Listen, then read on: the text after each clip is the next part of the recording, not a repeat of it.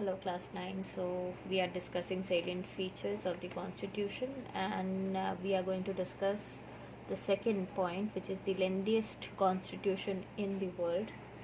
Now you can see part 25 in your book. Also it is written how many parts it is divided and articles, and there are changes in articles and number of articles and number of schedules.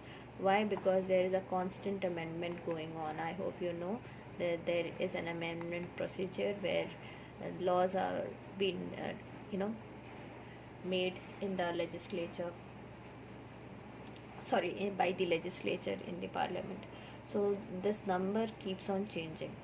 So in your book it is written that we are having 395 articles and around 12 schedules, but in current the constitution of India is the longest in the world, and originally it had 395 article divided into 22 parts and 8 schedules, but now it has been changed.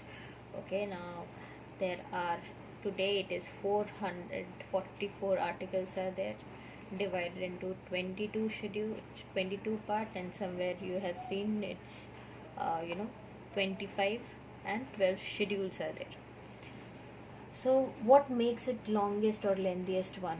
You can see that US is also having the written constitution where only 7 articles are there, and ours is around 444, whereas China 138, Japanese are having 103, Canadians are having 107 articles. So that makes it bulky and the lengthiest the constitution of the world. So here you can see that there are 25 parts in this they are showing. So it keeps on changing. Now the next point is, or the next salient feature is, each of the constitution which suited our needs. Okay, so in India what we while making the constitution, we I hope you know that in the earlier introduction only I have said we have gone through a lot of other constitution of the world. Okay, so those who made constitution, they have gone through number of constitution in this world, like New Zealand, US, Canada. So there were number of as I generally say in the class, that it is kind of khichdi which they have created, whatever suited us, whatever suited our environment, our society. As you know, we are multilingual ethnic society, and it is very difficult to make such laws. So whatever suited to our environment, they have opted it. Now the fourth one is democratic and republic. So what does it mean?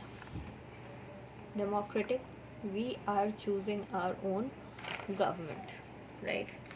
So the constitution also gives us a power that we can take our decision by ourselves. No other country will intervene or poke their nose in our matter.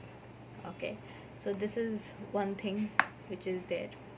Now the next one is universal adult franchise. So what is that? So universal adult franchise is, our constitution gives voting rights to whom? To the citizen of India who is not less than 18 years of age and who isn't disqualified to vote under any other law. Okay, so you have done this in the earlier classes, in class 8 and in class 7 also. So this is one of the feature of salient feature of the constitution. Then comes the quasi-federal. Now quasi-federal is something which is a mixture of federalism and unitary form of government. We are going to I'm going to explain you this entire concept in the next video.